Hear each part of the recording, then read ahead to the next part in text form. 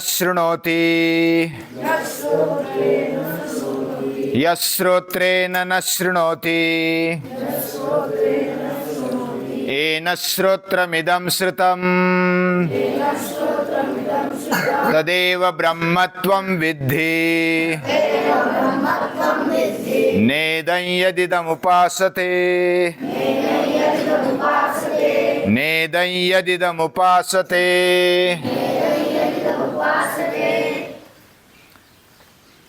जो तत्व कान के द्वारा सुनाई नहीं देता उसको सुन नहीं सकते, लेकिन जिसके कारण हमारे कान सुन सकते हैं वही वह तत्व है, वही वह ब्रह्म है। ऐसा तू जान। जो हम उपासना कर रहे हैं, जो तू उपासना कर रहा है वह वो नहीं है। नेदम यदिदम उपासते। इस मंत्र में इंद्रियों के बारे में ही चल रहा है, यानी मनुष्य इंद्रियों के द्वारा, शरीर के द्वारा वहां तक पहुंच नहीं पाते।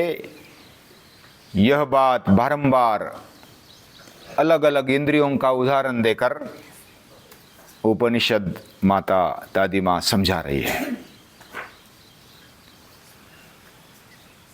वह बाहर नहीं है, वह तत्व दूर नहीं है, वह भौतिकता से हम पहचान नहीं सकते, हमारे इंद्रियों से वो परे है। और वही तत्व हमारे अंदर है जो हम देख नहीं सकते हमारे इंद्रियों से, आंखों से, कानों से हम सुन नहीं सकते,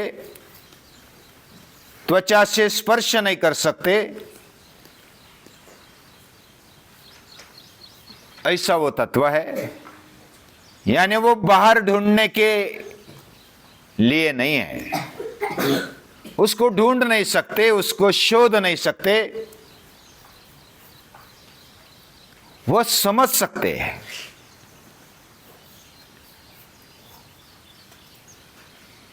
हम उसको समझ पाते हैं, समझ सकते हैं, और इसका रास्ता ये उपनिषद देते हैं, श्रुति देती है। श्रुति जो शब्द बना है वह श्रु धातु से बना है, जो सुनी जाती है या तो सुनी हुई है वह श्रुति है। पुराने जमाने से हमारे संस्कृति में बहुश्रुत, जो विद्वान होता है ना उसको बहुश्रुत बोलते हैं। बहुश्रुत यानी ज्यादा से ज्यादा सुनने वाला। आज सुनने की आदत नहीं रही, और सुनते हैं तो भी जो भी हमारे मन को, इंद्रियों को ऊपर ऊपर अच्छी लगती है वही बातें हम सुनते हैं।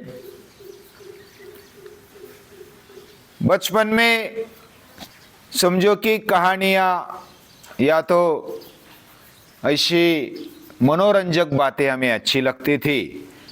अभी बड़े बन गए तो पुराण की बातें अच्छी लगने लगी, कथाएं अच्छी लगने लगी। यानी ज्यादा बदल नहीं हुआ। हम अपने अंतःकरण को, अपने मन को कहां तक ऊंचा ले गए, कहां तक अपने मन बुद्धि की दृष्टि बदली, ये श्रुति पूछना चाहती है। श्रुति यानी वेद, श्रुति यानी उच्च विचार। क्या हम अपने मन को ऊंचाई तक ले जा सकते हैं? तो बिल्कुल ले जा सकते हैं, और उसके लिए रास्ता बताती है उपनिषद दादी मां। क्या बताती है? हमारे इंद्रियों को पहले अनुशासन में रखो, मन और इंद्रियों को अनुशासन में रखो। We should be disciplined physically. हम शारीरिक दृष्टि से, इंद्रिय दृष्टि से हम शिस्तबद्ध रहे। ये जब रहते हैं तो हमारे शरीर को, इंद्रियों को तो ट्रेनिंग मिलता ही है, लेकिन हमारे मन को भी ट्रेनिंग मिलता है, क्योंकि अनुशासन केवल एक दिन का नहीं होता, वो निरंतर होता है। और योग भी एक अनुशासन है। अथ योगानुशासनम, सेल्फ डिसिप्लिन से शुरू करो। दूसरे ने शासन करने के बजाय अपना अपना खुद का एक अनुशासन, सेल्फ डिसिप्लिन खड़ी कर दो। ये सबसे अच्छा और बढ़िया तरीका वेदोपनिषद हमारे दर्शन शास्त्र देते हैं। इससे हमारी नैतिकता खड़ी होगी। ये पूरे दुनिया के लिए उपाय है। योग या तो जो भी शास्त्र है, श्रुति है, वेद है, उपनिषद है, वो सभी के लिए है, केवल भारत के लोगों के लिए है ऐसा नहीं है, केवल विशिष्ट धर्म के लिए ऐसा भी नहीं है। जो मनुष्य मात्र है उनके लिए, उनके जीवन विकास के लिए आवश्यक है। और इसलिए नैतिक हमारी वृत्ति बढ़ानी है, नैतिकता बढ़ानी है तो सेल्फ डिसिप्लिन बढ़ानी पड़ेगी। शरीर और इंद्रियों के लेवल पर काम करना पड़ेगा। ये स्टेप है, पहली स्टेप। उसके बाद ये नैतिक जीवन शुरू हो जाता है सेल्फ डिसिप्लिन से, कुछ मर्यादाओं को समझते हुए। और जब ये फाउंडेशन बनने लगता है तो उसके साथ साथ हमारा भाव जीवन भी फूलना चाहिए। ये दूसरी स्टेप है। दूसरी स्टेप में मैं जैसा हूं वैसा दूसरा भी है, ऐसा लगना। जैसी गीता माता भी कहती, आत्मौपम्येन सर्वत्र समम पश्यति। खुद की तरह जो दूसरों को देखता है, सभी को देखता है, उसके जीवन में भाव जीवन खड़ा होने लगता है। मुझे जैसा चाहिए वैसा दूसरों को भी चाहिए, ये भाव जीवन है। कुटुंब में ये होता है। आजकल के कुटुंब भी केवल भोग के बारे में, स्वार्थ के बारे में सोचने के कारण, विचार करने के कारण वो संकुचित हो गए। ये विचार करने की आवश्यकता है, ये जीवन खड़ा करने की आवश्यकता है, तो दुनिया की समस्याएं मिटने लगेगी।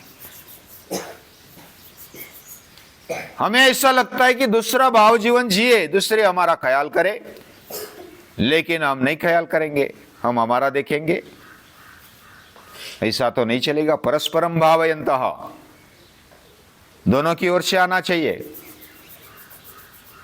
जब संजय शिष्टाई हो गई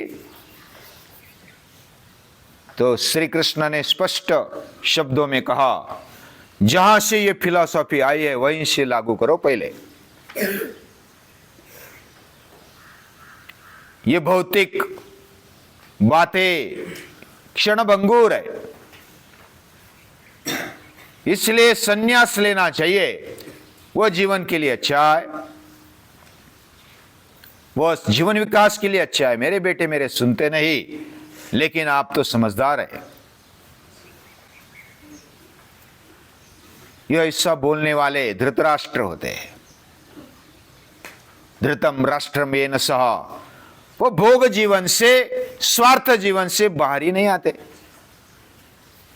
भाव जीवन चाहिए। ये दूसरी स्टेप है। और तीसरी स्टेप है अध्यात्म जीवन, यानी खुद के बारे में जो मैं हूं,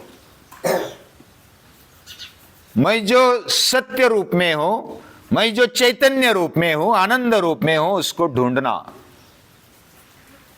वो अभ्यास करना, और ये अभ्यास गीता, उपनिषद और वेद देते हैं। ये श्रुति है, और वह श्रुति सुनना, ये केवल कथा सुनना, कथा सुन लिया, जीवन में लाने की आवश्यकता नहीं, ऐसा समझकर मनोरंजन हो जाता है और तालियां बजाकर चले आते हैं। बचपन में भी हम कथा सुनते हैं, लेकिन जब तक जीवन में बदलाव नहीं आता तब तक ये धर्म, ये नैतिकता, ये सब आध्यात्मिक बातें केवल फूल रही जाती है। जीवन में बदलाव आना चाहिए, शुद्धता आनी चाहिए। नैतिक जीवन से भाव जीवन खड़ा हो जाना चाहिए। नैतिक जीवन के लिए डिसिप्लिन चाहिए,